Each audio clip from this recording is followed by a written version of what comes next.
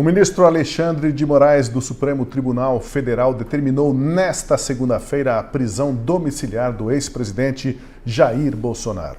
A justificativa para a decisão foi a suposta violação do ex-presidente a medidas cautelares de silêncio que lhe haviam sido impostas por Moraes.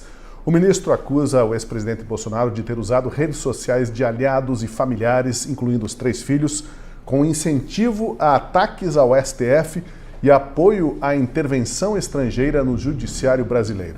A ordem para a prisão domiciliar de Jair Bolsonaro sai no mesmo dia em que novos documentos e conversas da Vaza Jato vieram à tona, mostrando que o ministro do STF, Alexandre de Moraes, organizou uma verdadeira justiça paralela para caçar os manifestantes do 8 de janeiro. Esses e outros assuntos de destaque do dia você acompanha com a gente agora no Última Análise. E quem está conosco aqui no estúdio para essa conversa, para esse bate-papo, é o Guilherme Kilter. Tudo bem, Kilter? Bem-vindo. Tudo é meio relativo agora, né, Tosi? Fora a nossa ditadura, tudo certo. Obrigado. Boa noite a toda a audiência, aos caros colegas que participam hoje aqui. Saudações. André Marcília. Pode falar, Marcília. Está com a palavra concedida ainda. Ainda por enquanto, né? Por enquanto ainda pode? Então vamos lá. Tudo bem, Tosi? Boa noite a todos. Com a gente também o jornalista Rafael Fontana. Salve, Rafael. Bem-vindo. Boa noite, Tosi. Boa noite, Guilherme, André. Temos bastante assunto essa noite, pessoal. A audiência maravilhosa da Gazeta. Vem com a gente que a conversa vai ser muito interessante. Pois então, nesta decisão de hoje, em que mandou prender Jair Bolsonaro, colocá-lo em prisão domiciliar, Alexandre de Moraes argumentou que o ex-presidente burlou as restrições que tinham sido impostas, mantendo, abre aspas, uma influência ativa no debate digital. A postagem que pode ter levado à ordem de prisão foi feita pelo filho de Bolsonaro, o senador Flávio Bolsonaro, durante a manifestação de ontem em Copacabana. Flávio colocou um áudio do pai, ele gravou um vídeo, mas reproduziu apenas o áudio para a multidão que estava na praia do Rio de Janeiro. Acompanhe o trecho do vídeo que foi reproduzido em áudio ontem durante a manifestação. Boa tarde, Copacabana. Boa tarde, meu Brasil. Um abraço a todos. É pela nossa liberdade. Tamo juntos. Boa tarde, Copacabana. Boa tarde, meu Brasil. Obrigado a todos. É pela nossa liberdade, pelo nosso futuro, pelo nosso Brasil. Sempre estaremos juntos. Está aí. Esse seria ter sido a gota d'água, né? Ele estava proibido de falar, de dar entrevista, de repercutir nas redes sociais. Mas o que a gente vê de tão grave nessa mensagem reproduzida em áudio na manifestação de ontem, Guilherme Kilter? Pois é, eu fico até me perguntando se os manifestantes ouviram o que ele estava falando, né? Porque colocar o telefone no microfone, o áudio fica péssimo. E assim, se a gente volta algumas semanas atrás, quando a gente estava comentando a decisão do Alexandre de Moraes de proibir Bolsonaro de se pronunciar através de terceiros, toda a imprensa se uniu numa pauta que é a seguinte: a decisão de Moraes é bizarra, é dúbia, é absurda, não faz o menor sentido, não há justificativa alguma para você prender alguém, porque terceiros usaram a sua rede social para fazer uma manifestação em seu nome. É a mesma coisa que eu postar um vídeo aqui e falar, o Bolsonaro está aqui do meu lado, falou isso, postar na minha rede social e quem vai preso é o Bolsonaro e não eu. Uma medida restritiva que não atinge, não tem o aspecto necessário da pessoalidade que a Constituição exige, que o direito exige para que seja preso, para que seja determinada a prisão do Bolsonaro, muito pelo contrário, por atos de terceiro, ou seja, se alguém mata uma pessoa, se alguém rouba, outra pessoa vai preso porque aconteceu isso. Não faz o menor sentido.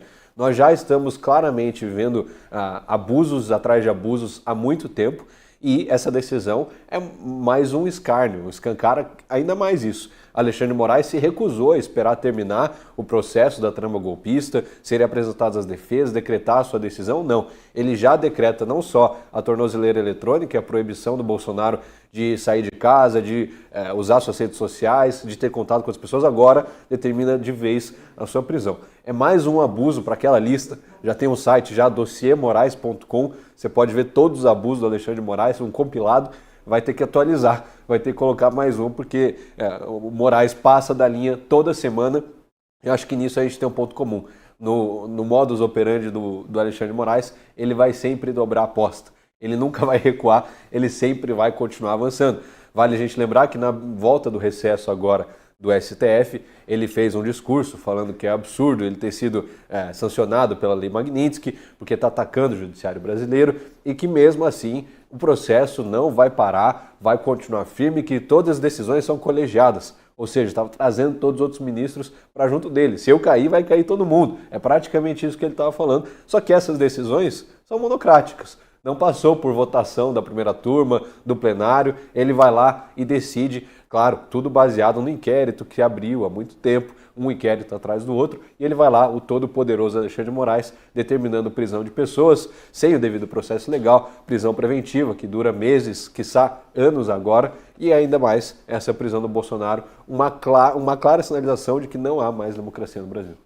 Quero ouvir o André Marcília. Marcília, existe base constitucional para silenciar alguém dessa forma tão rígida, tão extremada? E aquele parágrafo da Constituição, que eu não me recordo direito, que se chama a lei do TACAP?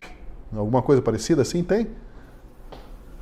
Olha, Tosi, é mais grave do que silenciar uma pessoa, porque ele, em tese, não está proibido de falar, nem de participar de entrevistas, nem de participar de eventos públicos. Ele poderia até estar lá, nessas manifestações. Ele só não pode ter as suas falas repercutidas por terceiros, que a depender da cabeça do Moraes, são uma milícia digital. Então ele pode falar, ele só não pode que as pessoas ouçam, né? Ele pode falar, só ninguém pode ouvir, no entanto. Quer dizer, é um absurdo ao cúmulo, né? Então, aqui a gente está diante de uma decisão que já era irregular, já era inconstitucional, já era ilícita, e agora considerar o descumprimento dessa cautelar, que já era ilícita, claro, é uma ordem ilícita. Então, esse é o ponto, né? Quer dizer, o que não poderia ser feito é postar nas redes sociais a fala dele. O que ele falou, em tese, não era o ilícito, mas postar nas redes sociais é que foi o ilícito, que foi, acho que, o filho dele que fez. Mas se qualquer terceiro fizesse, poderia também ser considerado ilícito. Então, é nesse lugar de insegurança jurídica que nós estamos. A nossa Constituição é clara, no artigo 5º, que você não pode ser punido por ato de terceiro. O terceiro, e por uma razão muito simples, o terceiro não pode ter você na mão. Se eu posso ser punido pelo ato de um terceiro, o terceiro é meu dono.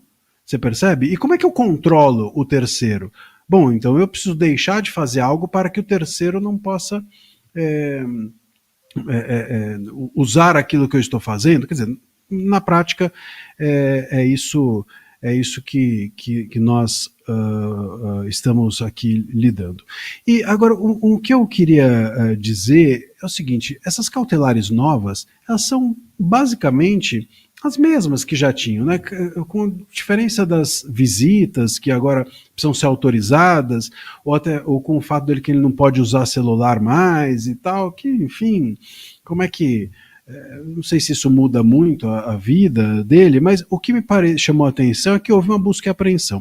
Essa busca e apreensão de celulares me parece ser a cereja desse bolo. Eu acho que eles tentaram, né, dar um bote ali na casa do Bolsonaro, apreender os celulares dele para ver se encontra alguma coisa. É disso que se trata. Mais uma vez, a gente, portanto, está diante da utilização do instrumento de Fish Expedition, que a gente fala que é a pesca probatória, né? Não havia nenhuma razão para isso, não houve nenhum descumprimento de nenhuma cautelar.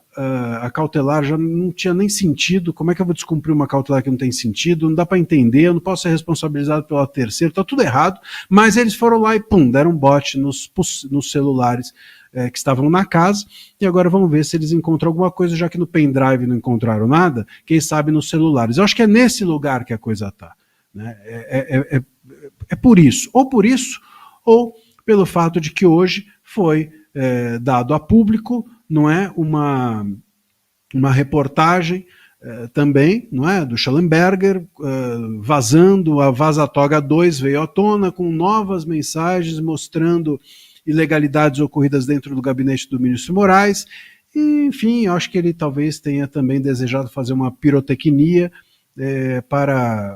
aparece aqui uma pomba, né? Aparece uma pomba do Moraes e ali esconde-se o fato que está sendo revelado pela imprensa.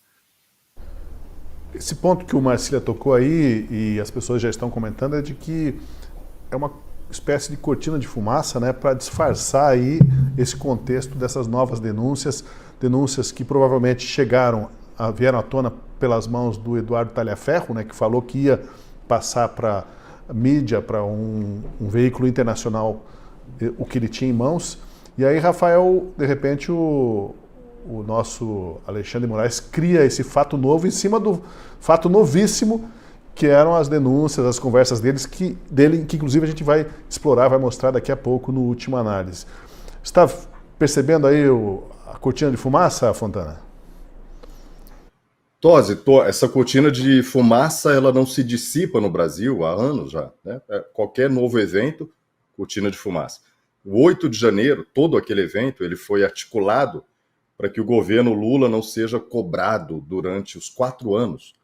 Qualquer coisa, qualquer desgraça que acontecer no Brasil, você faz uma ação, você prende alguém da família Bolsonaro, você aprende o celular, vaza uma mensagem, e assim estamos há 2 anos e meio. O Brasil paralisado, a economia simplesmente em colapso, e aí vem uma cortina de fumaça atrás da outra. Isso não é novidade. Agora eu quero ver, dia 6, depois de amanhã, os Estados Unidos, eu vou trazer essa pauta para a geopolítica internacional. O Brasil começa a ser cobrado pelos Estados Unidos na tarifa de 50% no dia 6 de janeiro. Trump havia aberto uma possibilidade até de um diálogo, de uma conversa com o governo brasileiro. Acabou essa prisão de Bolsonaro. O Marcília já disse tudo sobre a parte jurídica, né? A cautelar já não fazia sentido. Agora você prendeu um ex-presidente da República sem julgamento, sem crime. Uma pessoa que Trump deixou claro, caça às bruxas, lawfare no Brasil, que ele não ia admitir. Então a possibilidade de negociação para quarta-feira praticamente se extinguiu agora com essa prisão de Jair Messias Bolsonaro. É tão absurdo que agora eu estou tentando ver mensagens aqui, mas sancionados e não sancionados do STF acionaram alguns dos seus assessores de confiança para tentar entender o que aconteceu e como e se é possível fazer alguma coisa para reverter. Porque o problema vai escalar e vai sobrar para Gilmar Mendes, vai sobrar para Barroso. Eles não queriam isso. Eles não querem isso que está acontecendo. É uma prisão absurda. E mais um ponto. Eles sentiram as manifestações desse domingo. Se as manifestações não tivessem sido tão maciças e tão fortes como foram, capaz que hoje eles estariam mais tranquilos em Brasília. Tosi. Rafael, levanta essa questão do timing dessa decisão do Moraes, né? Além de ter a ver com as denúncias que foram feitas hoje e que a gente vai abordar daqui a pouco, tem a ver também com a proximidade da vigência da sobretaxa do Trump, o tarifaço aos produtos brasileiros. Moraes, será que conversou com o Lula? Eles sempre conversam, tem os jantares, tem essa troca de mensagens, mas dessa vez ele parece que pouco se ligou e agiu mais pela bile, né, do que pelo viés de negociação, qualquer negociação que ele pudesse vislumbrar com o governo americano, o governo brasileiro em relação ao tarifaço. Agora foi para as cucuias, como disse o Fontana. Ele não disse, mas traduzindo, né? Se você perguntar para o Lula oficialmente, é claro que vai dizer que não. Que eu defendo o processo judicial, o judiciário independente, o processo democrático. É isso que ele tem dito em todas as entrevistas. Mas aí chega lá num evento, o que o Lula fala? Eu não governo sem o STF, eu preciso ir para o STF para tudo. Não dá. Tem que ir para lá, tem que judicializar as coisas, a gente precisa de senadores para não avacalhar o STF, porque eu preciso do STF. E aí sai essa decisão de que o Alexandre de Moraes decretou a prisão do Bolsonaro.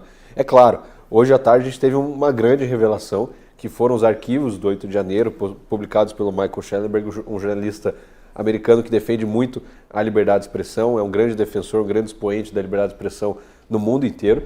Ele vem e publica esses arquivos que, pasme, Um dos jornalistas brasileiros que fez parte, o Davi Agap, falou que nenhum órgão de imprensa queria publicar com medo das grandes emissoras, ninguém queria publicar com medo do que poderia acontecer. Michael Schellenberg topou, foi lá e publicou. Quando ele posta, são evidentes os abusos ali contidos. A gente tem grupo de WhatsApp em que a assessora do Alexandre de Moraes está falando que mesmo que a PGR tenha pedido a soltura de uma pessoa, uma manifestante no 8 de janeiro, ela não vai soltar porque o Alexandre de Moraes pediu para revisar as redes sociais dela. Ou seja, não importa o que diz a lei, não importa o que pede o Ministério Público, a Procuradoria-Geral da República, não importa o devido processo legal, importa se é a favor ou não do governo, se está alinhado com a narrativa ou não está. Teve gente presa por conta de um tweet de 2018 criticando o PT e o Lula. Teve gente presa por conta de uma publicação falando que precisava fazer cumprir a Constituição. Cumprir a Constituição não é golpe.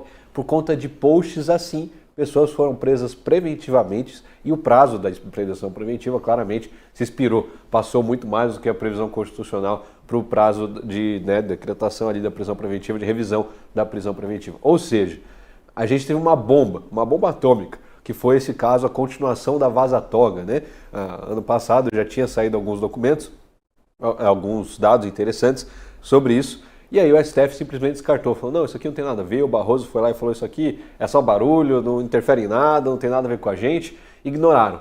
Agora sai isso e meses depois, quer dizer, horas depois, decretam a prisão do Bolsonaro. Mas vale lembrar que essa publicação do Flávio, esse vídeo que a gente viu aqui na abertura do programa, ele foi publicado ontem, nas manifestações, estava acontecendo domingo e tudo mais.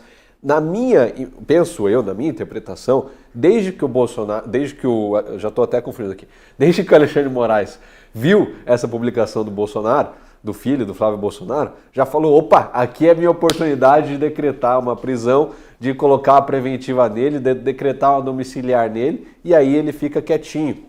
Vale lembrar que algum tempo atrás, quando o Moraes deu aquela primeira decisão de que ele não poderia se manifestar, a decisão da tornozeleira eletrônica, alguns ministros falaram para a imprensa que a intenção do Alexandre de Moraes era silenciar Bolsonaro. Ou seja, o recado extraoficial é esse. O recado não escrito nos autos é esse. Moraes quer silenciar Bolsonaro. E tudo que ele faz é para atingir esse objetivo. A tornozeleira eletrônica, a restrição de horário, a proibição do uso de redes sociais, a apreensão de pendrive, de dinheiro, agora a apreensão do celular, da visita da Polícia Federal, a nova visita da Polícia Federal na casa dele. Alexandre de Moraes quer fazer de tudo para silenciar Bolsonaro e o próprio Bolsonaro já falou que, pasmem, eles não querem me prender, eles querem me matar. Ele falou isso para a imprensa, é ele que está dizendo. E, gente, claramente o Alexandre de Moraes não vai parar com o Bolsonaro.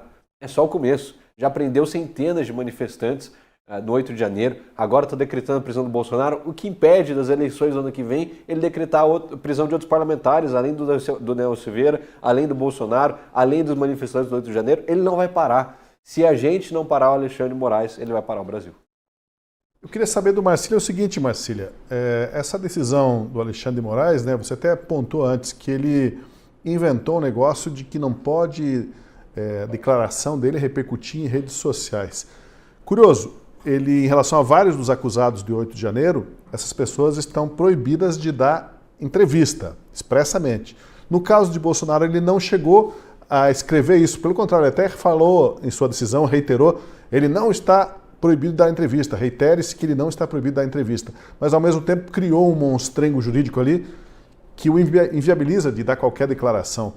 É muita criatividade e tem um pouquinho de deboche também nessa decisão dele, Marcília, porque pode falar, mas não pode falar, experimente falar para ver o que acontece, não existe uma fundamentação jurídica para tanto, Marcília. E é incumprível, né? Tanto que, veja, se houvesse uma intenção, né, parece que o filho dele, o Flávio, publicou, né, uma mensagem e depois apagou. Quer dizer, se houvesse uma intenção de criar um caos, ele não teria apagado. Ele apagou porque ele publicou. Pô, se teu pai faz uma... Aliás, se foi a mensagem que eu vi, tá lá, te amo, pai, o povo também te ama. Pô, a gente está num momento em que um filho não pode mais dizer que gosta do pai, né, que é atentado à democracia. Então o Bolsonaro, ele virou uma espécie de pessoa que não pode ser dita, mencionada, né? O que você faz? que você faz? O filho não pode mais gostar do pai, não pode mencionar o pai, não pode valorizar o pai, enfim, se tivesse lá, ó, pai, te odeio, aí podia? Quer dizer, aí não é incitar a democracia? Quer dizer, em que lugar onde nós estamos caminhando com um discurso vazio de que isso salva a democracia? Como é que alguém pode, em sã consciência, achar que a gente está num caminho certo? Como é que alguém, em sã consciência, pode acreditar, a não ser alguém que odeia o Bolsonaro? E se você odeia o Bolsonaro, ótimo, não vote nele, não vote em quem ele indica, não vote nas pessoas. Tudo certo, tranquilo. É assim que a gente resolve os nossos problemas quando a gente não gosta de um político. E não simplesmente calando o político, calando os filhos, impedindo o filho de falar que gosta do pai em redes sociais, e senão o pai vai preso. Eu acho que o próprio Moraes percebe o absurdo todo quando ele não prende. Veja, se você descumpre uma cautelar, você tem que ser preso. É essa a regra. Por que ele não foi preso? Bom, ele não foi preso porque o Moraes sabe o caos que ia gerar no país, por menos noção que ele tenha, talvez essa ele tenha. E sim, porque o Moraes também sabe que não havia nenhum descumprimento, que é totalmente abusivo. E isso, né, ele coloca ali outra cautelar que dá mais ou menos na mesma. Então agora as visitas têm que pedir autorização para entrarem na casa. Mas só, é só isso, não mais que isso. Então assim, fica óbvio, né, parece bastante claro que nós estamos aqui diante de uma decisão que quer mesmo jogar uma cortina de fumaça. Ou então, né, nós temos um Moraes que não sabe muito bem o que fazer com o boneco que ele criou. Eu me lembro, fazendo uma analogia, quando eu era criança, eu sempre desenhei muito mal, e aí eu desenhava um boneco muito mal desenhado, e aí eu ia tentando consertar, e aquilo ia ficando cada vez pior, porque estava muito ruim, aí eu tirava para cá, borrava, ia ficando um monstrengo mesmo, como você mencionou, Tosi. Eu acho que a gente está diante disso. O Moraes, como ele dá decisões totalmente inconstitucionais, censórias, autoritárias, com 1000 exclamações, com um português horrível, quer dizer, ele próprio nem sabe muito bem, ele só está falando com a sua própria fúria, né? Aí depois você vai tendo de dialogar com essas decisões que ele próprio deu, ele vai tendo de se haver com o que ele fez, e vai ficando cada vez pior. Aquilo vai cada vez mais demonstrando a sua total... que aquilo não é jurídico, que aquilo se trata meramente de uma tentativa de vingança, ou de calar o outro, ou de talvez se proteger. A decisão de Moraes inclui, então, a tornozeleira, que já estava no pé, na canela do Jair Bolsonaro, a proibição de visitas, exceto familiares e advogados, e o recolhimento de todos os celulares no local. Coitado, até o garçom lá, a governanta, o diarista que estava na casa, perdeu o celular, porque cataram o celular das pessoas. Como disse o Marcílio ali, pode ter sido uma fishing expedition, Rafael, para ver o que encontram nesses celulares. Não deu muito certo da última vez, né? Pois é, Tosi, toda vez que pegam celulares, nunca dá certo, né? Não dá certo porque nós conversamos aqui na semana passada, as mensagens do Bolsonaro e das pessoas que circundam o círculo mais próximo de Bolsonaro são coisas que são ditas abertamente, que todo mundo já sabe, que já está na imprensa, que já foi divulgada nas redes sociais, enfim. Eles só encontram mais do mesmo. Agora, um ponto bastante importante, o Constantino acabou de citar, é preciso levantar o nome das pessoas que estão agindo ao lado de Moraes, como essa chefe de gabinete, que diz estar apenas cumprindo ordens. Tá? Num primeiro momento, a gente precisa estar atento a essas pessoas que dizem cumprir ordens, porque o Moraes ele não vai pessoalmente na casa do Bolsonaro. O Moraes não viaja para prender ninguém, o Moraes não entra na casa de ninguém, o Moraes não toma o celular de ninguém. E fica com essa conversa de soberania que eu já cansei de dizer. Soberano é o povo, e quem defende a soberania são as Forças Armadas. Como hoje o Brasil não tem um povo livre, ele não é uma nação soberana. E como nós não temos Forças Armadas capazes de defender o Brasil, perdemos a soberania, porque o PT, né, junto com esse comando, esse sistema Lula-Moraes, desmontou o Exército ao longo dos anos. De um lado, o PT precarizou, acabou com os equipamentos, com os armamentos, né, do Exército, hoje é terrível. E do outro lado, Moraes humilhando os militares. Então o Brasil sequer hoje tem capacidade de se defender de uma agressão externa. Tá? É nesse ponto, eu estou levando para a geopolítica mundial, porque precisa ser dito. O Alexandre de Moraes ele já fez tudo de errado que ele podia fazer dentro do Brasil. Aqui dentro ele está acabando com a economia, ele junto com o Lula, e o Haddad acabando com a economia. Agora está arrastando o Brasil para uma crise internacional severa, grave. Né? O Lula, aquele boquirroto que a gente ouviu ontem, abraçando o neto do Fidel Castro, que situação mais ridícula, horrível, né? Agora tem o Alexandre de Moraes dobrando a aposta e a gente se lembra do que aconteceu naquele bunker em Berlim em 1945. Na virada de 44 para... Foi 45 mesmo. Né? A pessoa não recua. Ela vai aterrorizando todo mundo ao seu redor e no país até o último momento. Até o momento que ele não tem mais escolha. Tosi. Estou vendo a decisão aqui, muita gente deve estar tentando ler, encontrar essa decisão, né, para ver que fundamentos foram citados para tomar essa medida drástica. E tem um trecho aqui... Sem fundamento. Tem um trecho aqui que diz assim, o Moraes, que a participação dissimulada de Jair Bolsonaro preparando material pré-fabricado para divulgação nas manifestações, redes sociais, demonstrou claramente que manteve a conduta ilícita de tentar coagir o Supremo Tribunal Federal e obstruir a justiça em flagrante desrespeito às medidas cautelares anteriormente impostas. Material pré-fabricado para coagir. Aquela saudação ali tem força para coagir alguém? Não, eu não tenho dúvida que depois daquilo que ele falou, teve gente pegando em arma para ir derrubar o Supremo, porque não faz o menor sentido. Ele falou boa tarde, né? Ele falou boa tarde, obrigado. É isso. Guilherme, nossa desculpa, liberdade, né? É a nossa sim, liberdade. Ele não podia ter falado nossa, tinha que ter falado é a vossa liberdade. Eu encontrei a dele Hilda na tá manifestação. Se ela tivesse ouvido as palavras do Bolsonaro, ela teria jogado a Bíblia no Supremo. Seria uma coisa horrorosa, gravíssima. E olha que o Moraes repete, né, Tosi? Ele fala depois, agindo ilicitamente, o réu Jair Messias Bolsonaro se dirigiu aos manifestantes em Copacabana, produzindo dolosa e consciente material pré-fabricado, repetindo, né, para seus partidários continuarem a tentar coagir o Supremo Tribunal Federal e obstruir a justiça. Tanto que, olha qual que é a evidência dele, né? Tanto que o telefonema com seu filho, Flávio Nantes Bolsonaro, foi publicado na plataforma Instagram. E ele posta o link. Parece grupo de fofoca. Sabe quando as pessoas vão mandando link, print dos posts, sei o quê? Ele pegou tudo isso, colocou numa decisão e mandou prender Bolsonaro. Gente, é absurdo. Não é porque ele roubou o INSS, não é porque ele teve lá um sítio reformado pela OBS, pela Odebrecht, não é porque ele não roubou nada, matou ninguém. Não, ele simplesmente fez um telefonema com o seu filho postou o telefonema e agora ele é um traidor da pátria, ele está de fato atentando contra o Estado Democrático de Direito, ele precisa ser preso, seu celular precisa ser removido.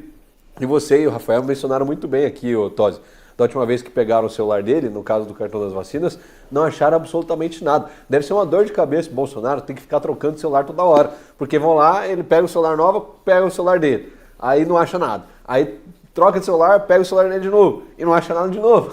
O que eles esperam que vai acontecer? Que ele vai gravar um vídeo falando, pessoal, vamos dar um golpe de Estado aqui, vamos todo mundo... Não vai achar, não tem absolutamente nada. Tem uma minuta do golpe e um depoimento do Cid que já deveria ter sido invalidado porque mudou de versão 3 vezes. Então, assim, é completamente frágil o processo inteiro da trama golpista e é completamente frágil essa decisão aqui. Eu não sou jurista nenhum, não sou formado em direito, mas... Pelo amor de Deus, ele, na última decisão ele escreveu que a justiça, como é que é? A justiça não é cega. É cega, mas não é tola. Cega, mas não é tola, com I. Agora ele corrigiu e colocou sem o I aqui de novo, né? Nessa nova decisão ele colocou é cega, mas não é tola. É o que eu queria destacar, né? Eu queria destacar um acerto da decisão do Moraes, que foi acerto no português. Ele escreveu, ainda que com caixa alta, né, letra maiúscula, e com as vírgulas tudo ele escreveu, a justiça é cega, vírgula, mas não é tola. E nesse trecho de caixa alta aí, Marcília, continua escrevendo o ministro, a justiça não permitirá que um réu a faça de tola, achando que ficará impune por ter poder político e econômico. A justiça é igual para todos. Igual para todos Espera lá, né? Porque como é que ele proibiu a entrevista para os de 8 de janeiro, que já é um absurdo, e para o Bolsonaro, não, dá entrevista, mas se reproduzir nas redes sociais você está enjaulado. Então, a gente às vezes dá risada, né? Eu vejo o Kilter comentando e rindo, eu mesmo acabo sorrindo aqui, mas é porque a gente não vê coerência nessas decisões, não vê alguma coisa séria. Parece realmente uma pantomima. Rir para não chorar mesmo. Alguma coisa feita por um teatro do absurdo, Marcília. A gente se acostumou a isso, né? E tem quem defenda. É realmente uma coisa que é inexplicável. E isso mostra mesmo que a gente não está falando aqui de direito. O Kilter estava falando que é formado, que não é formado em direito, mas a gente não está aqui falando de direito, né? Eu tento ainda falar de direito, mas as pessoas que defendem isso aí não estão falando de direito, elas estão falando simplesmente que o Bolsonaro merece todo o seu ódio e, portanto, o Bolsonaro, a existência dele põe em risco a democracia nesse lugar que as pessoas estão. Quem defende isso, né? Em nome dessa percepção ou desse risco que elas veem na existência política do Bolsonaro, tudo vale qualquer coisa, né? Então, a gente não tem muito o que fazer. Nós chegamos num lugar no Brasil em que não há uma cisão intransponível.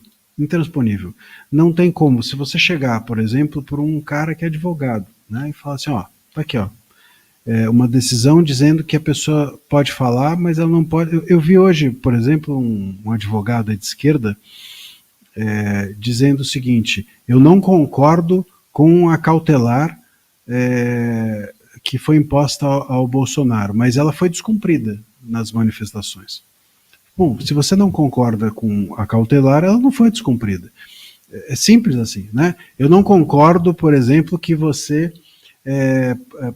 proíba alguém de comer. Mas olha lá, o cara está comendo, hein? Bom, então você não tem que ficar apontando que o cara está comendo, porque você acha que não pode proibir alguém de comer. Então, nós estamos nesse lugar, no lugar de tudo vale contra quem eu não gosto. Nesse lugar de tudo vale contra quem eu não gosto, eu não sei qual vai ser a solução. Sinceramente, é uma questão aqui que vai muito além do tá certo ou tá errado. Nós já passamos de muito desse ponto. E esse me parece ser o grande perigo. O grande perigo democrático está aí. No momento em que você tem as ruas ou boa parte da população olhando e falando assim, não dá mais para seguir desse jeito, e você tem de outro lado um juiz ou um punhado de juízes que olham para essa mesma situação e dizem para essas pessoas, não dá para seguir mais desse jeito, e o problema que eles enxergam é o político que elas gostam. Como é que a gente vai resolver isso aí? A gente não está aqui, mas essa questão de se está certo, se está errado, tal, isso não resolve mais. Seria muito bom que eu pudesse chegar aqui e falar assim, inconstitucional, artigo 5º, inciso 56, diz que você não pode punir por ato de terceiros alguém. Ah, é? Putz, tá escrito? Deixa eu olhar. Putz, tá escrito mesmo, hein? Então, realmente, vou aqui voltar atrás. Ou o jurista lá de esquerda fala, pô, realmente, aqui houve passaram do ponto. Mas a gente não tá mais nesse lugar. Tudo vale contra meu inimigo. É nesse lugar, você entende? Como é que a gente resolve isso, Tosi? Eu não tenho a resposta. Eu acho que nós estamos mesmo à beira de um lugar em que um acha que as ruas estão rompendo a democracia e as ruas entendem que é o ministro que está rompendo a democracia. Agora, alguém está. Alguém realmente está. Né? E isso me assusta um pouco, porque não tem uma solução, ninguém vai ser convencido pelo outro, porque ninguém mais está realmente disposto a ouvir. Isso é preocupante, né, Rafael? Porque a gente nasce, cresce, se desenvolve numa família, numa sociedade, numa comunidade, entendendo que existem regras que precisam ser cumpridas e regras que são coerentes, razoáveis. Quando você é apanhado em flagrante fazendo alguma coisa que fuja essas regras, se você é uma criança, um adolescente, você dá a mão à palmatória e fala, pois é, realmente, foi mal, né? Você entende que existe ali uma lei moral que foi desobedecida. Mas até a questão moral de tudo isso aí, atualmente é relativizado, né, Fontana? É como se as pessoas tivessem perdido qualquer referência de valores, de ética, do que é certo, do que é errado, e cada um grita o que é certo segundo o seu ponto de vista, e quem tem mais força para tanto é que prevalece. Estava até me perguntando aqui se o Moraes daqui a pouco não vai mandar fazer uma farda para ele, uma farda militar, né? Porque está mais parecendo alguém do regime militar. Então, vista logo uma farda, Fontana. Prefere a toga, né? A toga vai até os 75 anos. A farda, alguém pode tirar, né? A farda está pesando muito mais do que... A toga pesa muito mais do que uma farda, né? Contra uma ditadura do judiciário não há o que se fazer. Pelo menos eu estive na manifestação em Brasília, muitos amigos estiveram nas manifestações em São Paulo, Curitiba, Porto Alegre, Belo Horizonte, Salvador, que tinha muita gente, né? Fortaleza, várias cidades do Brasil. O que eu vi e o que essas pessoas viram, que me mandaram imagens, foram famílias, pais, mães, crianças, idosos, pessoas em cadeira de roda, muleta, indo se manifestar. Não vi nada absolutamente que fosse qualquer ato de incitar a violência ou alguma coisa contra sequer o judiciário brasileiro. Nada disso. Vi pessoas pedindo anistia para os presos políticos, liberdade, né? Anulação de processos e o impeachment ou de Lula, ou de Moraes, ou de ambos. Só isso. Tudo permitido dentro de um país livre, uma nação livre. Eu não vou usar a palavra democrática aqui, porque o nome oficial da Coreia do Norte é RPDC, República Popular Democrática da Coreia, né? Então, esvaziaram a palavra, ela perdeu o significado no Brasil, né? Então, eu prefiro usar nações livres, e o Brasil não é. Mas as pessoas que estavam nas ruas ontem estavam se comportando como cidadãos de uma nação livre. Não tinha nenhuma ilegalidade, nenhum ato sequer hostil. Nós não vimos gritos hostis. Tudo muito civilizado, até, né, impressionante como essas pessoas são civilizadas. Aí do outro lado a gente vê uma prisão, silenciando.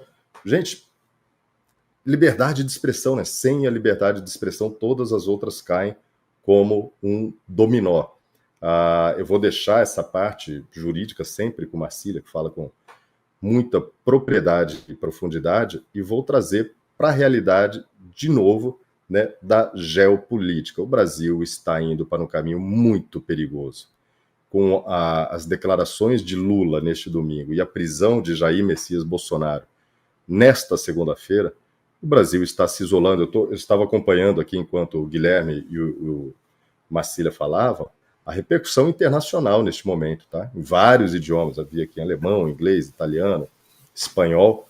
Então já está circulando na mídia, bem no dia em que o Schellenberger, a Vaza Jato 2, de novo, precisamos da força da mídia estrangeira para mexer com a mídia nacional. A prisão de Bolsonaro é tão absurda que a gente sequer se lembra dos demitidos da TV hoje, né? Que foram demitidos. Teve um limpa, está acontecendo um limpa nos últimos dias, né? Mas tudo isso, nos bastidores, a gente sabe que há pessoas preocupadas em serem sancionadas. E olha, essas sanções devem vir. Eu tenho impressão, André Marcília, Guilherme, eu acho que essa semana talvez teremos pelo menos mais uma sanção, Tosi.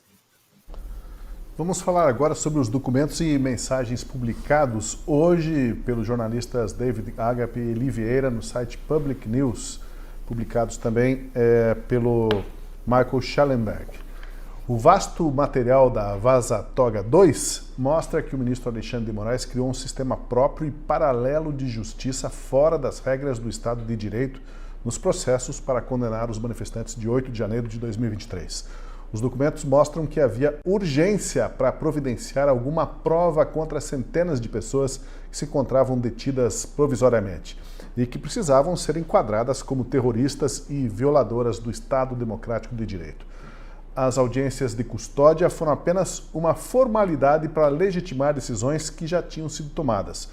Veja esse print do juiz Ayrton Vieira, auxiliar direto de Moraes, ao se despedir do grupo do WhatsApp em março de 23, após encerrar sua função de supervisionar as audiências de custódia dos detidos de 8 de janeiro. Ele utiliza alguns emojis para zombar dos acusados. Tá lá, ó. Despeço-me aqui, singelamente, pois nos demais grupos já estou me despedindo. Que nas audiências de custódia possamos dar a cada um o que lhe é de direito, a prisão. E aí os emojis, né, dando risada e piscando os olhos sobre isso. Alguém pode dizer, mas foi apenas uma brincadeirinha. Na verdade, se olharmos para o conjunto da obra, essa brincadeira do juiz Ayrton Vieira traduz exatamente o espírito de todo o processo acusatório contra os manifestantes de 8 de janeiro. Baixar a condenação por atacado, não deixando ninguém escapar. E aí vem aquela pergunta, as audiências de custódia foram uma farsa jurídica?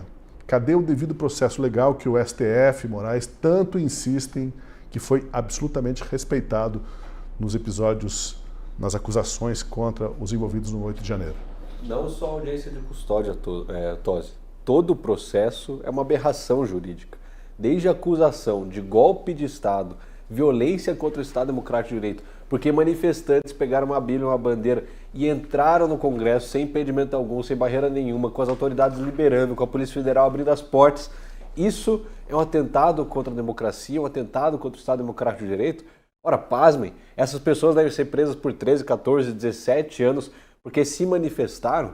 Isso é um precedente perigosíssimo. E como a gente viu agora nas mensagens, eles não têm preocupação nenhuma com o devido processo legal, com a condenação ou não, com ouvir as partes, ouvir as defesas, respeitar os prazos, ouvir a acusação, os pedidos da PGR de soltar. O PGR já está pedindo para soltar o Daniel Silveira há muito tempo, por causa da condição de saúde dele, por tudo que está acontecendo, mas não libera, não solta. O ministro Fux negou o habeas corpus dele hoje, achou que o Fux traria alguma esperança, já desiludiu, já caiu por terra.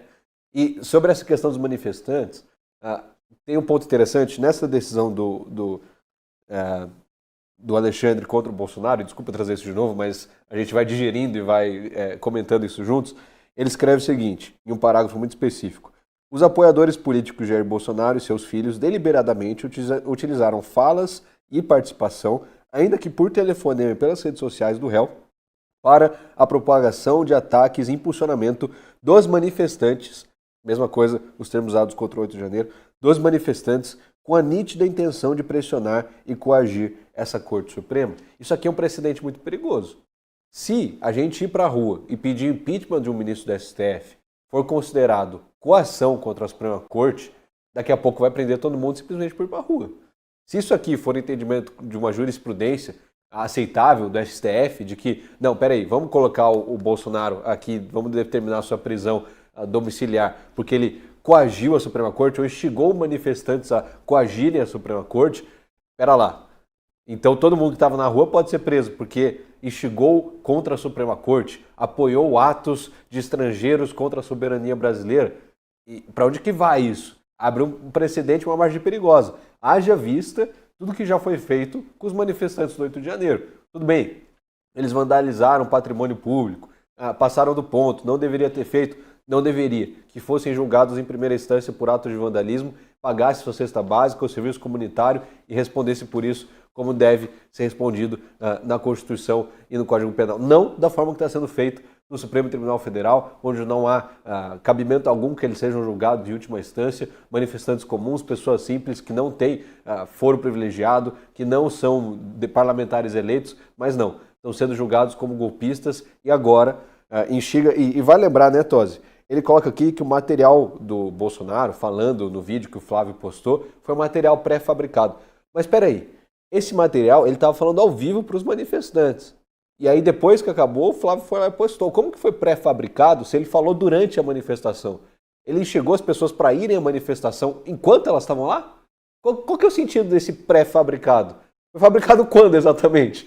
Durante os atos, quando eles estavam acontecendo? Então por que eu tenho pré? Não faz o menor sentido. Ele se contradiz às suas próprias palavras. O Nicolas, ele até cita aqui que o Nicolas pegou o celular e mostrou ele lá. Ele não pode falar, mas ele pode ver. E colocou o Bolsonaro lá. Ele usa isso aqui, ele coloca isso na decisão. Peraí, Isso é anterior às manifestações, está acontecendo durante a manifestação. Ele não instigou ninguém a nada, ele não falou, o Nicolas tirou o microfone, ele até mostra o vídeo, opa, ele não pode falar, ele tira o microfone, ele não falou. Então, assim, é de uma aberração jurídica, sem tamanho essa decisão, e ainda mais, a gente tem visto agora, com essa vaza-toga parte 2, os arquivos do 8 de janeiro, como de fato o gabinete do Alexandre de Moraes já estava orquestrando um verdadeiro golpe contra os supostos golpistas, né? A gente tem um país com tão poucos problemas, né, para serem combatidos, para serem levados ao judiciário, que realmente, se ele fez um material pré-fabricado com a intenção de ser divulgado ou não, se ele deu bom dia ou deu boa tarde, se ele pregou a liberdade, a gente está discutindo se isso é alguma coisa que viola o Estado Democrático de Direito. É um debate simplesmente surreal, né?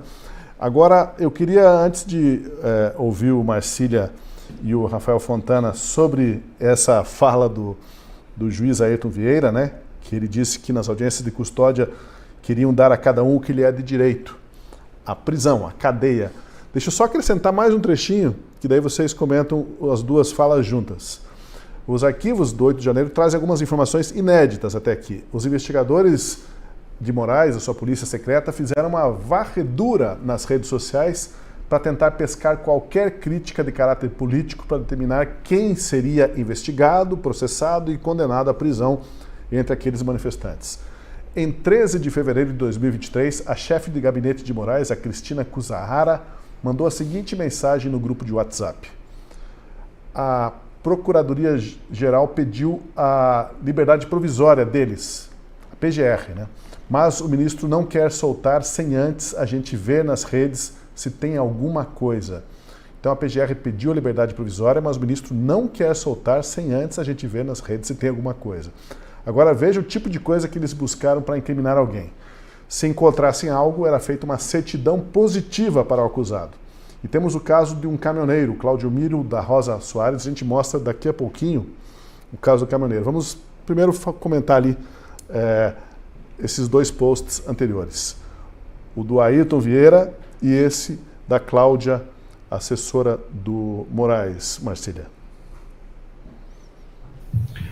Ô Tosi, eu queria só antes comentar um negócio que vocês falaram agora há pouco, sobre essa questão de, bom, qual é o crime, né? A gente está falando aqui de qual crime? Que crime existe em você se manifestar? Né? Só recuperando um pouco ainda a questão aqui do Bolsonaro. Né? Então a gente começa a discutir também as decisões e se esquece do que deve nortear o direito. Né? Então, a decisão do ministro está certa, está errada, ela foi fundamentada, tem esse aspecto, porque é cautelar do artigo. Tá, mas qual crime? Não tem crime. Então, né? Esse me parece um ponto que nós nos desapegamos disso, né? Discutir que não existe crime em você se manifestar. Bom, a manifestação toda era ilícita, aquelas pessoas todas eram criminosas, então tem que prender todo mundo. Você incitar as pessoas a um ato que é lícito é ilícito? Não. Mas se eu chegar para todo mundo e falar assim, agora eu quero que todos vocês sejam felizes. Bom, eu estou incitando a uma coisa que é lícita, então ainda que eu esteja impedido de incitar algo, mas eu não posso ser punido por isso. Então a gente vai perdendo a noção, porque a gente vai discutindo os detalhes e esquece a raiz é que não tem crime.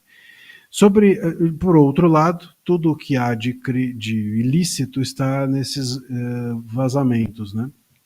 Essas postagens, ou esses prints, né, deixa bem claro que nós tínhamos dentro, eu inclusive fui entrevistado por essa reportagem do Schellenberg, do Oliveira e do Davi Agape, e tive, portanto, contato com esse material. Né? E o que eu senti foi uma imensa repulsa diante desse material todo, porque a gente estava claro que tinha ali um núcleo paralelo dentro do Supremo, dentro do gabinete da mais alta corte do país, dizendo o que, basicamente, fichando as pessoas do ponto de vista ideológico. Né? Então, isso me lembrou a Alemanha fascista, né, em que as pessoas eram carimbadas de acordo com a sua origem, ou de acordo com a sua religião, a Itália fascista, né, nesses lugares que você colocava as pessoas em guetos porque elas pertenciam a algo que você considerava inferior ou porque você se considerava superior a elas. É nesse lugar que está isso. As pessoas estavam ali recebendo um fichamento ideológico e, de acordo com o fichamento ideológico, com a ideologia que possuíam, as pessoas eram ou não levadas à prisão. Né? Tem até a mensagem que eu acho que é a grande mensagem, para mim, o que mais me chocou, que diz o seguinte: cada um aqui vai receber, né, o que merece, a prisão, 2 pontos, a prisão. Então cada réu, cada investigado vai receber o que merece. Eu acho que foi o Ayrton que disse, né? O quê? 2 pontos, a prisão. Então, se você tem esse tipo de postura, você não tem óbvio, uma postura judicial e nem uma postura humana. Isso é desumano, isso é imoral para além de ilícito. E as pessoas, é isso, elas foram presas no momento inaugural de um processo de acordo com a sua preferência política ou com a sua ideologia. Por óbvio, portanto, que esses processos todos são nulos, porque eles estão viciados na origem, no início. Né? Isso me parece ser a maior gravidade toda.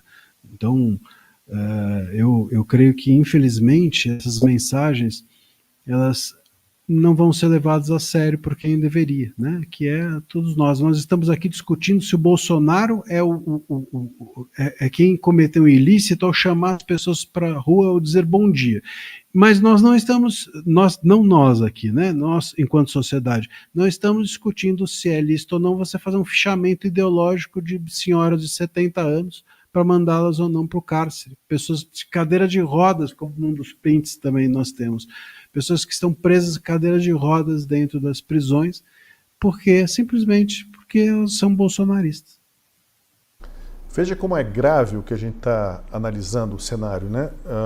A assessora do Moraes ali, ela escreveu nessa conversa aí que a PGR pediu a liberdade provisória, mas o ministro não quer soltar sem antes a gente ver nas redes se tem alguma coisa.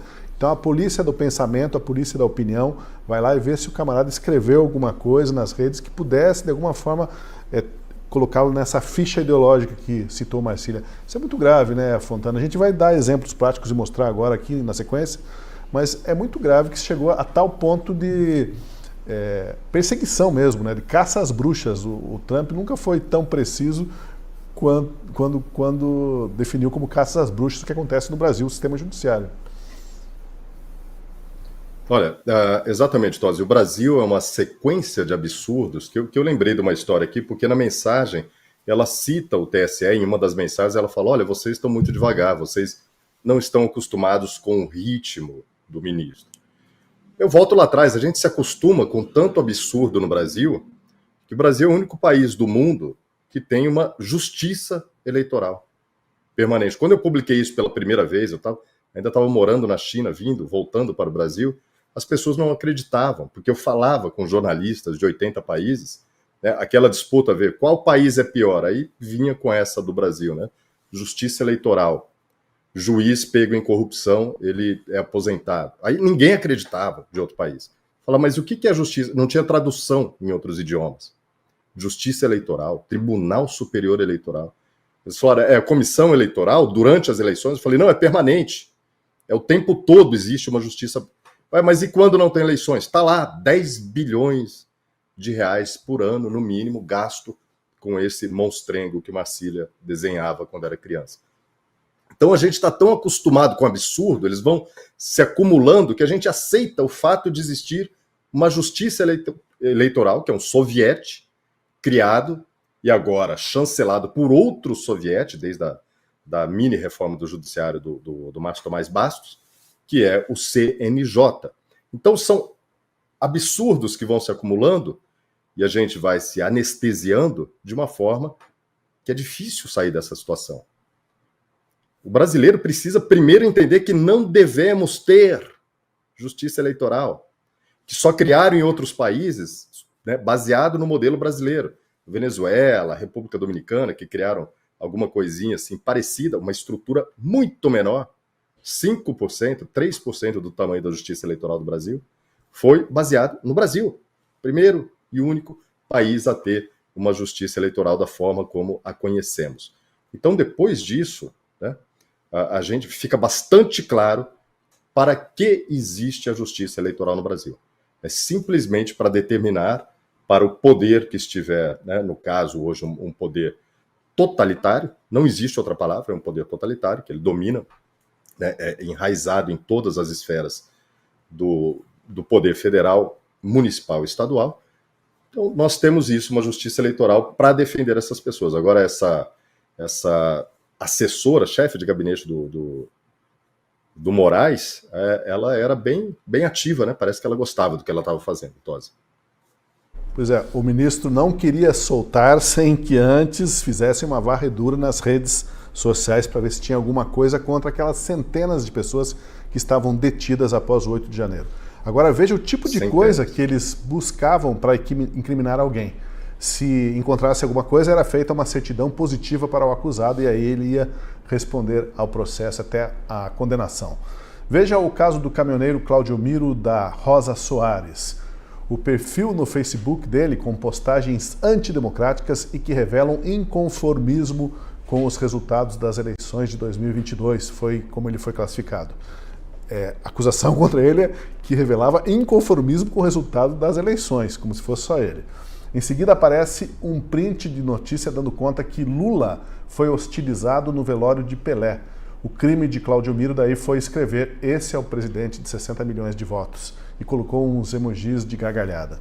O caminhoneiro não foi preso durante os distúrbios, mas no dia seguinte, no quartel-general do Exército em Brasília. Ele passou 11 meses e 7 dias na prisão sem nunca ter cometido um ato violento. Além de rir das vaias a Lula, Cláudio Miro acusou os juízes do STF de serem vendidos e chamou Alexandre de Moraes de cabeça de ovo. Talvez foi nessa última manifestação dele que ele passou a linha, né?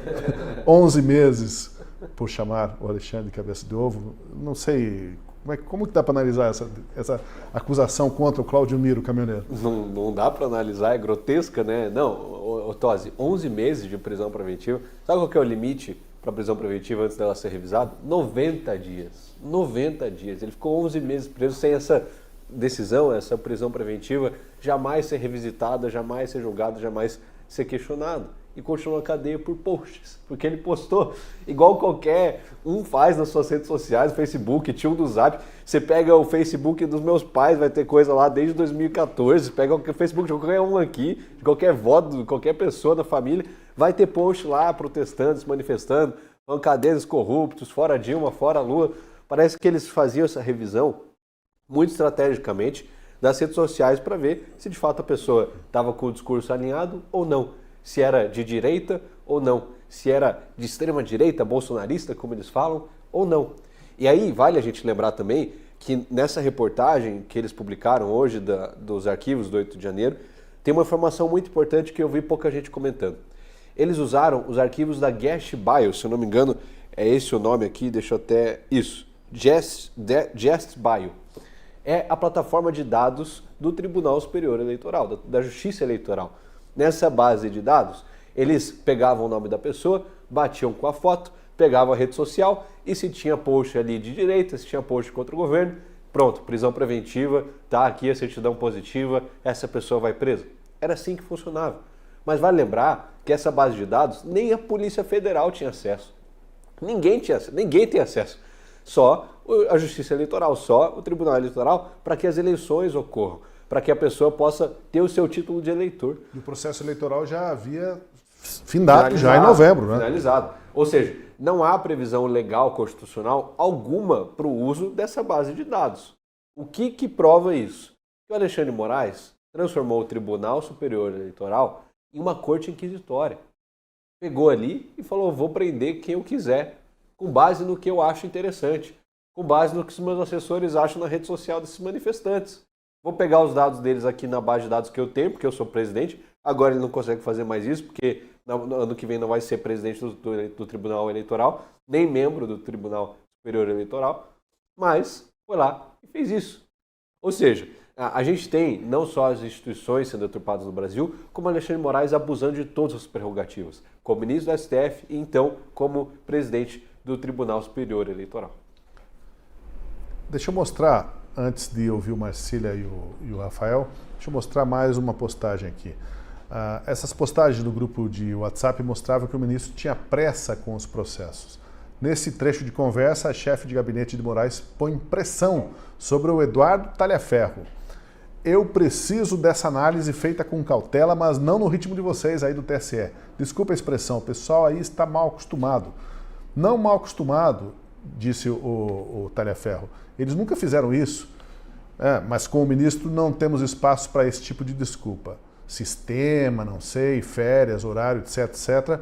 Então, pressa nesse negócio. E parece que a pressa era tanta que o Moraes ele estava sendo interpelado pelos advogados e mesmo pela PGR para tomar uma decisão. Segura um pouquinho, né? Só faltou dizer assim, segura um pouquinho que os meus auxiliares estão vasculhando as redes sociais desse pessoal para ver se encontra alguma coisa. Então, rede social virou um perigo nesse país, Marcília. As pessoas daqui a pouco têm que fazer uma revisão do que publicaram em 2019, 2020, 2021, porque daqui a pouco alguém pode chegar para qualquer cidadão na rua e falar: você escreveu lá atrás uma crítica contundente ao governo Lula e, portanto, ou seja qual autoridade, a governadora, o prefeito, portanto, esteja preso ou venha responder aqui perante as autoridades. Veja, Tosi, eu acho que está claro, né, que nós estavam sendo feitos dossiês, né? Então é isso. Juiz não faz dossiê, né? Juiz não tem inimigo, juiz não se vinga, juiz não prepara terreno, juiz não vasculha, isso não existe. Aliás, isso não existe, vamos dizer, nem na PGR, nem no Ministério Público. Promotor também não tem inimigos, nem se vinga, nem vasculha ideologicamente a vida de ninguém, né? É totalmente ilegal você se apegar a esse tipo de argumento para desqualificar o outro. Quer dizer, qual era o ponto? Fulano vai ser preso porque era bolsonarista, fulano vai ser preso porque se manifestou, e teve algumas mensagens, inclusive, que nem diziam respeito às manifestações. Não, fulano, ele falou mal do PT em 2018. Pô, mas o que isso tem a ver? Quer dizer, então não podia falar mal do PT? É nesse lugar, as pessoas estavam presas porque tinham falado mal do PT. É engraçado se não fosse trágico, se as pessoas não tivessem presas por essa razão, né? E nós estamos aqui falando de juízes.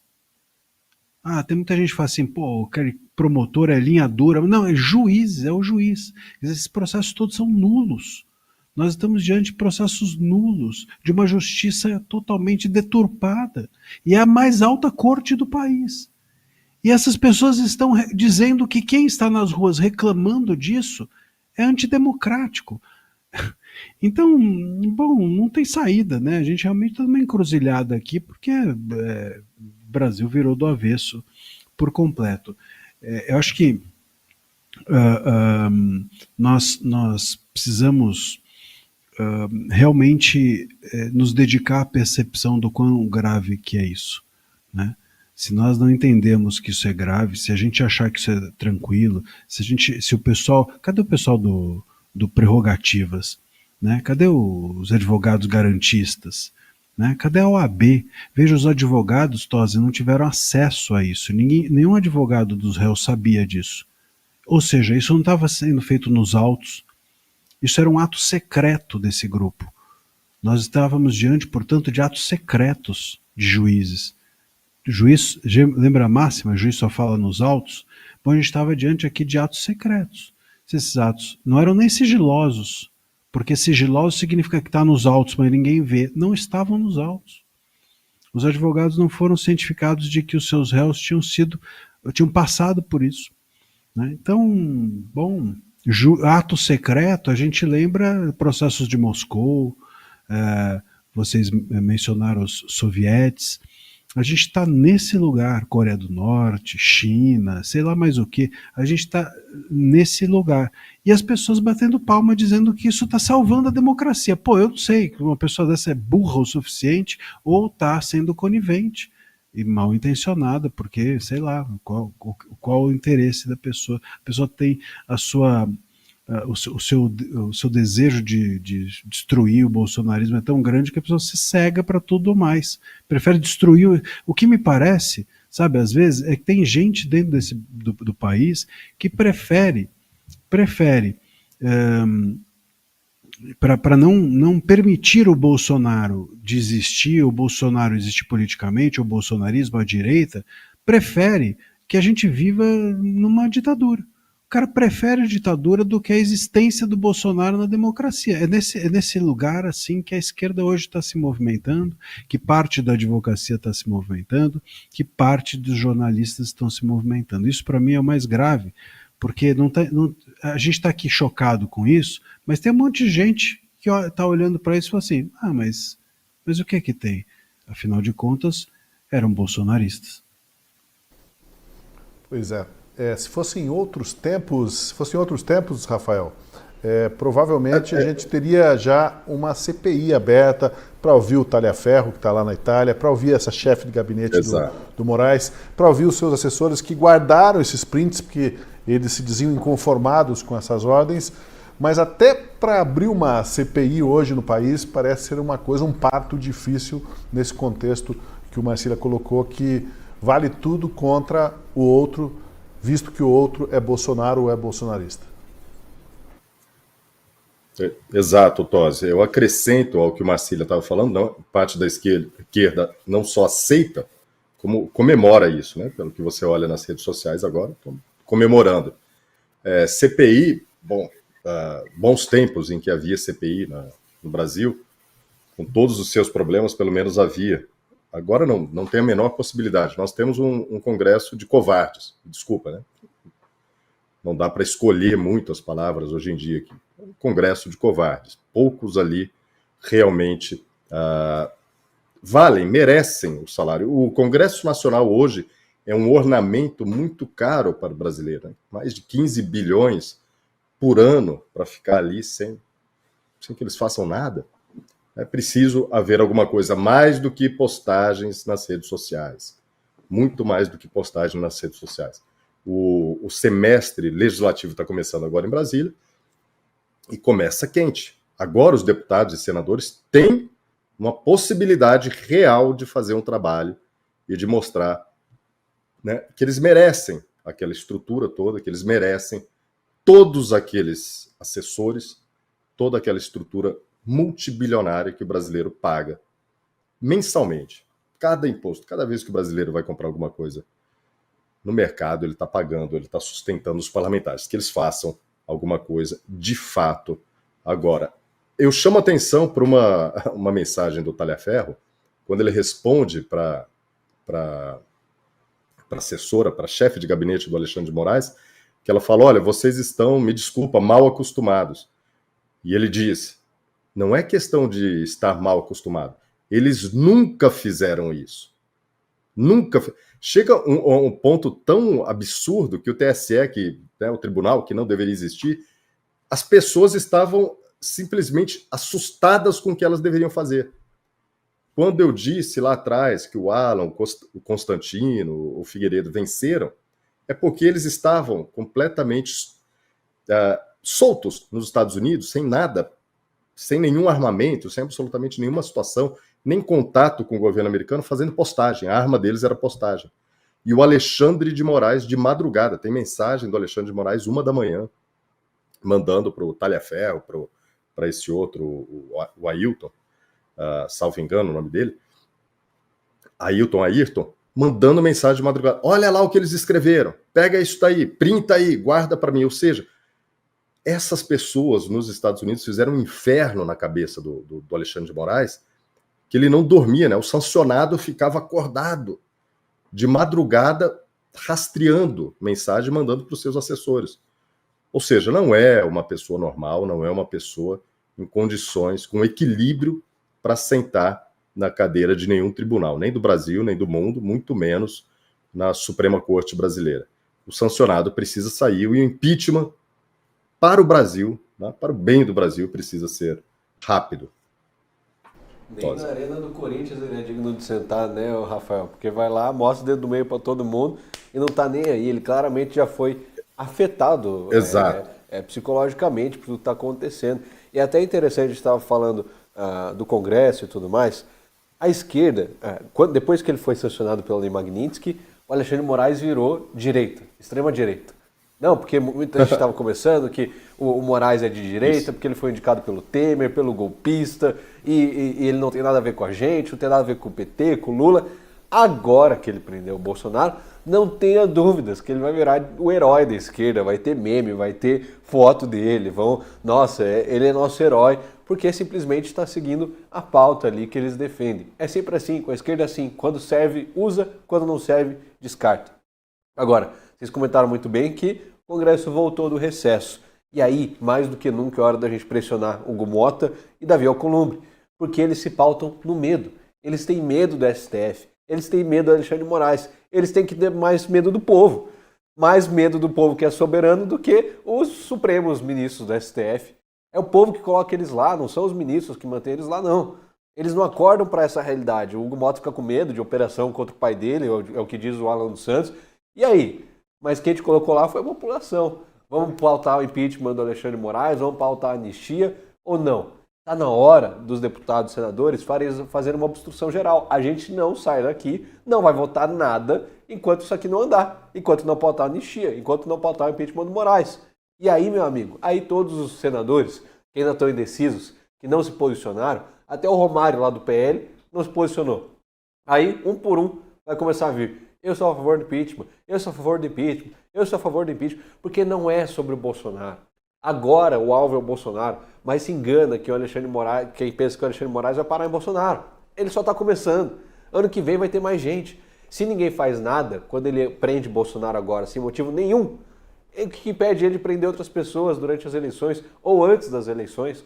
Vai lembrar que o Bolsonaro agora, oficialmente, para registros históricos, é o 4º ex-presidente da República preso. E o único preso por motivos que não envolvem corrupção e roubo de dinheiro público.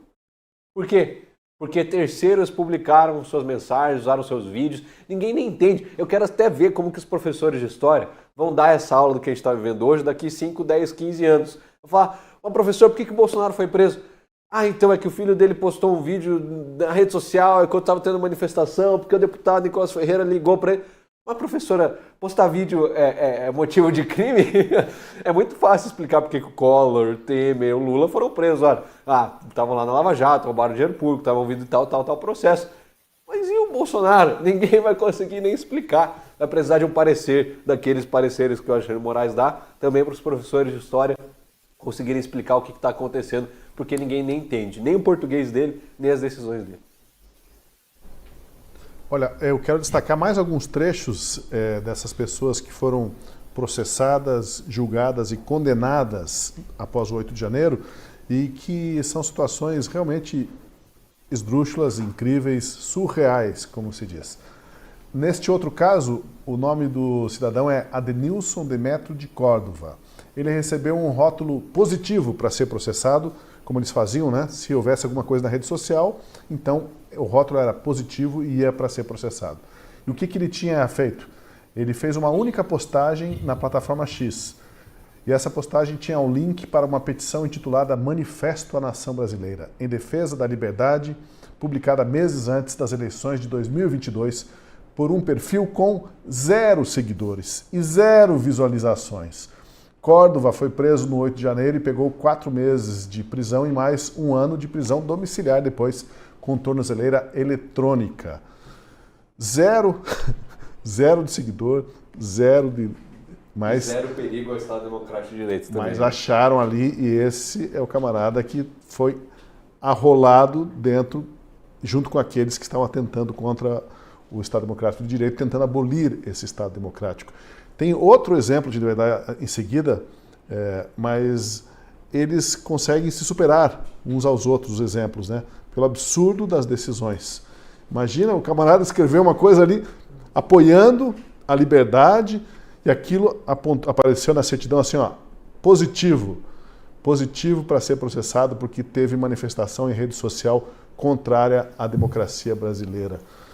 Acho que nem os melhores ficcionistas imaginariam um argumento tão pobre, né, Marcília? Tão pobre. Acho que nem os nazistas, né? Esse eles até liberavam, né? Chegava e falava, tá aqui, isso aqui vamos liberar porque não tá tão grave aqui, tá misturado esse sangue, vai, deixa pra lá. Até nessa parece exagero, né? Mas a gente está diante disso. A nossa Constituição, as constituições todas democráticas, né? Elas fazem essa é o princípio básico, a existência de todos serem iguais perante a lei. Todos são iguais perante a lei, é o que salva um país de um estado de exceção, o que salva um país de um estado autoritário, porque numa Alemanha nazista as pessoas não são iguais perante a lei, as pessoas são melhores que as outras a depender de se você é isso ou se você é aquilo, mas se lá o isso e aquilo é e se aqui o isso e aquilo é outro, se lá é racial, aqui é ideológico, muda o quê? Não muda nada, o princípio corruptivo é o mesmo. E isso me parece ser o grave. Será que as pessoas não percebem esse passo? Quer dizer, se hoje é contra o bolsonarismo, amanhã pode ser contra você, porque você pensa diferente. E se hoje é o bolsonarismo, o problema que essas autoridades acham que existe no país, amanhã pode ser porque você é branco, ou porque você é negro, ou porque você é indígena, ou porque você é gay. Você percebe? Quer dizer, o que impede uma pessoa de separar um do outro porque ele é bolsonarista, de separar por outra razão? Quando você chega para um cachorro Doberman e fala assim, morde o fulano, irregularmente, o que impede ele de morder uma criança irregularmente? O que impede ele de morder o dono irregularmente? Você abre a porta do inferno, essa é que é a verdade. Infelizmente, é disso que se trata.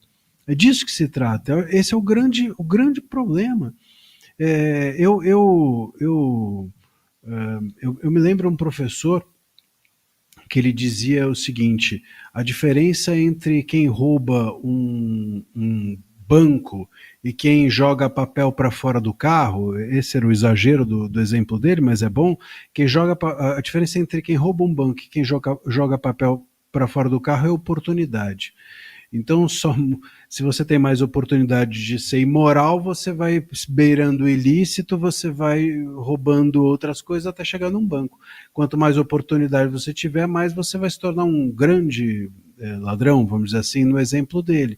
Quer dizer, se você permite o Estado se corromper para diferenciar as pessoas de bolsonaristas ou não, o que impede que amanhã elas te diferenciem de outra maneira? É muito grave, gente. A gente realmente está diante de um negócio que as pessoas não estão entendendo. As pessoas não estão entendendo a gravidade disso. E isso em nome de salvar a democracia. Então, se amanhã a decisão contra o Bolsonaro é a mesma coisa. Precisamos, para evitar um novo dia 8, calar o Bolsonaro. Precisamos separar as pessoas entre bolsonaristas e não para evitar que a democracia seja posta em risco. Então é sempre para evitar alguma coisa. Mas se você vai olhar para os regimes fascistas, para os estados, eles também estavam tentando evitar alguma coisa. Quando houve ditadura militar aqui no Brasil, eles também estavam tentando evitar alguma coisa, né? O que eles buscavam... Temos um problema ali com a conexão. Voltou, a gente perdeu você por um instante, mas voltou. Se você permite que, para evitar algo, o Estado seja corrompido, o que está na mesa é que o Estado foi corrompido. Veja, assim, é incrível que as pessoas não entendam, mas o Bolsonaro, vamos lá, tá? Vamos admitir aqui que se o Bolsonaro quisesse mesmo dar um golpe, os bolsonaristas, eles são um partido, são pessoas ilícitas, vamos dar isso de bandeja, vamos no exercício aqui de hipótese. Muito bem, legal. Agora, o Estado não pode ser igual. Você percebe? Ainda que você admita que existam pessoas ilícitas ou pessoas que tenham pensamentos ilícitos ou pensamentos golpistas, o Estado não pode ser golpista igual, porque o Estado representa a coletividade. Aquelas pessoas representam apenas aquelas pessoas. O Estado tem o monopólio da força. Aquelas pessoas não têm força nenhuma.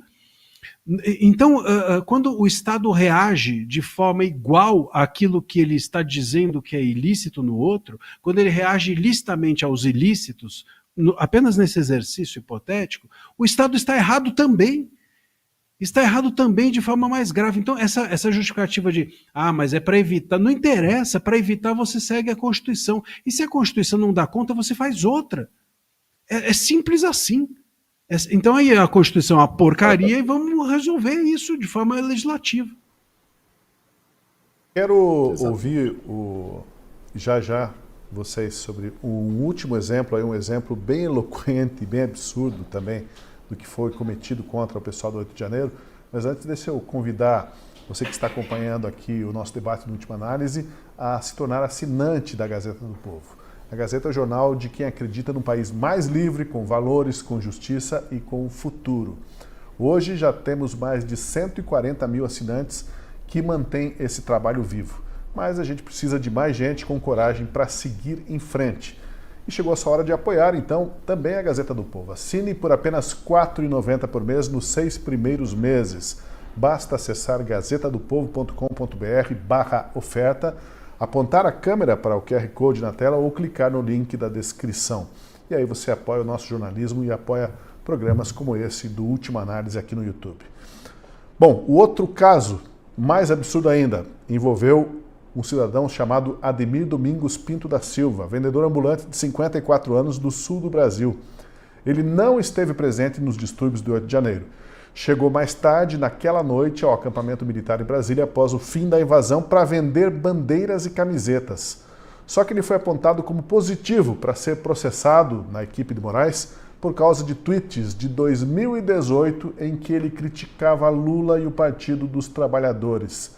Nenhuma dessas postagens mencionava 8 de janeiro, nem as eleições de 2022. Está ali na tela, certidão positiva contra Ademir Domingos da Silva. Tudo que a equipe do TSE conseguiu juntar contra ele foram 5 tweets de 2018 em que ele criticava Lula e outros líderes do Partido dos Trabalhadores. Foi o que bastou para enquadrá-lo. Eu entrei aqui no perfil dele, Otosi. Tem um total aqui de 1, 2, 3, 4, 5 posts. 5 posts e 7 seguidores. Um dos posts ele fala: em Minas ninguém vai no discurso do Lula. Abaixo o PT na cadeia. Dilma na cadeia e Gleisi também. Cadeia nesses políticos bandidos. Isso é o post dele. É por isso aqui que ele enfrentou o processo do 8 de janeiro e foi preso. Por causa disso aqui. Todos eles têm um total de 1 like. Suponho que seja like dele próprio. Ou seja, qual que é o perigo disso aqui para o Estado Democrático de Direito? Para o Brasil? Para as instituições? Para o STF? É zero. É nenhum. Até uma criança pode dizer isso. Não tem lógica. Não tem argumento nenhum. É só a narrativa. Ou seja, analisa aí as redes sociais dele e aí a gente prende. Dá uma preventiva nele, dá uma cadeia nele, e é por isso que eu falo que não vai parar em Bolsonaro, porque não começou no Bolsonaro. Começou com esse pessoal aqui. Começou quando abriram o inquérito das fake news e tiraram do ar a matéria da Cruzoé.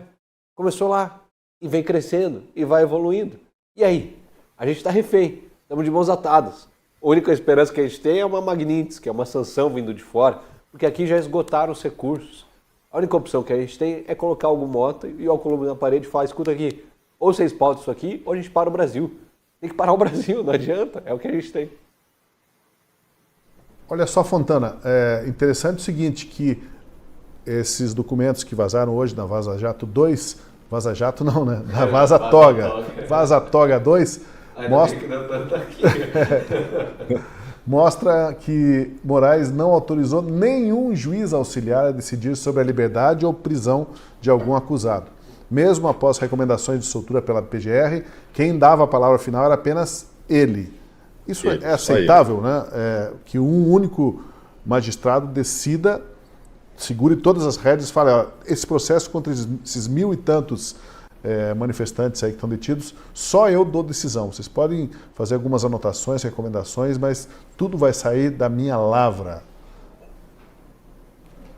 É exatamente isso, né? Ele centralizou todas as decisões o tempo todo. E quando o Guilherme estava lendo aí mensagens, as postagens do vendedor ambulante, como eu dei trabalho para os meus anjos da guarda, né? Porque eu estive lá no acampamento de Brasília quase todos os dias, coletando informação, como jornalista, como pesquisador, como professor, coletando informações, porque futuramente algo pode ser escrito sobre aqueles dias de Brasília. Mas, né, os anjos me levaram de Brasília para passear, e eu não estava em Brasília no dia 8 de janeiro. Outras pessoas com quem eu convivi ali foram presas. Agora, não sei por que o Alexandre não foi olhar minhas postagens antigas. Ainda bem, porque eu perdi todas as minhas redes naquela época, quando eu disse que Lula, né, durante as eleições, era aliado, veja bem, de Daniel Ortega, da Nicarágua. Eu perdi todas as minhas redes. Foi uma ação do PT no TSE contra a minha postagem. E eu perdi as redes. Foi um trabalho para recuperar algumas outras, eu nunca recuperei. Então, coitado desse ambulante, ele simplesmente se manifestou nas redes sociais. Poderia ser qualquer pessoa, qualquer brasileiro, qualquer trabalhador, operário, empresário, investidor, trabalhador. Olha, faltam palavras para a gente classificar o que vai acontecer. Eu estou aguardando o posicionamento de Donald Trump, né, porque ele vai ser abordado por um jornalista, provavelmente nesta terça-feira, que vai falar a situação do Brasil, de Bolsonaro. Ele vai falar o quê? Prenderam o Bolsonaro? Ok. Magnitsky, espera aí. Né? E o senador o secretário de Estado americano Marco Rubio também deverá se manifestar em breve. Todas as soluções dos problemas do Brasil só serão resolvidas pelos brasileiros. Mas o apoio internacional, dessa vez, vai ser fundamental, Tosi. E a gente vai acompanhar tudo aqui nos canais da Gazeta do Povo, no Última Análise, no Café com a Gazeta, no Sem Rodeios, que você acompanha diariamente. Bom, quero agradecer a vocês pela conversa, pela análise, pela participação. Obrigado, Marcília. Eu que agradeço. A gente volta a falar amanhã. Obrigado, Rafael Kilter. Até o nosso próximo encontro. E obrigado especialmente a você que esteve com a gente aqui na Gazeta do Povo. Considere ser assinante para apoiar o nosso jornalismo combativo e independente. Até o nosso próximo encontro.